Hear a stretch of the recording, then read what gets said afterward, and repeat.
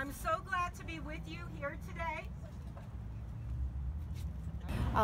She has the highest integrity, meaning I've never heard her speak ill will of anybody. And we work with a lot of people, and the fact that we sat with women who had been recently victimized, and Debbie didn't slam their perpetrator. I mean, she did her job. She focused on what she was supposed to do. She's a good person, and so it really hurts me to see her being discredited, including by the President of the United States, without knowing anything about her or her character. You know, shame on him. Survivors! We believe survivors! We believe survivors!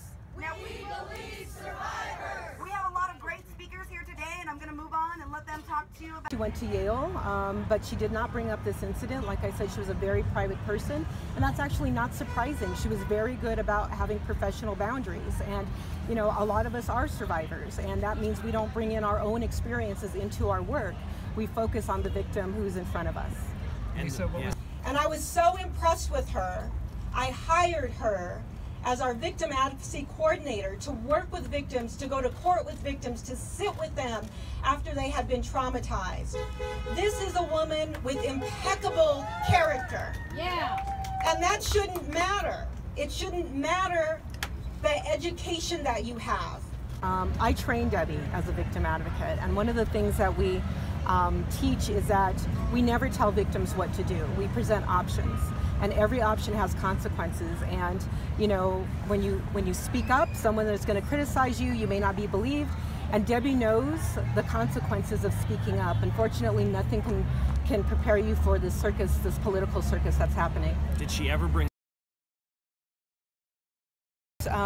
People don't understand that domestic violence often includes sexual assault. And so here she is with women right after they were assaulted, and being very professional, even though it's traumatic. And so all I can think about now is how traumatic it may have been for her, but that she kept silent about that to do her job. So she actually ran our 24/7 domestic violence crisis team.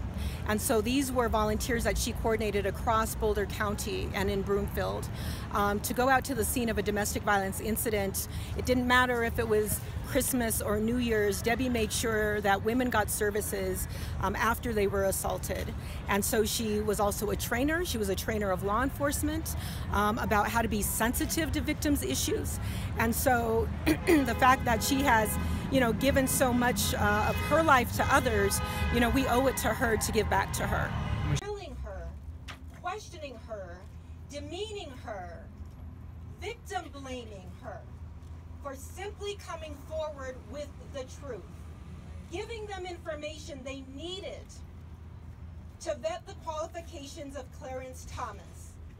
And instead what happened was she was vilified. We want to make sure that that is not continuing today in 2018.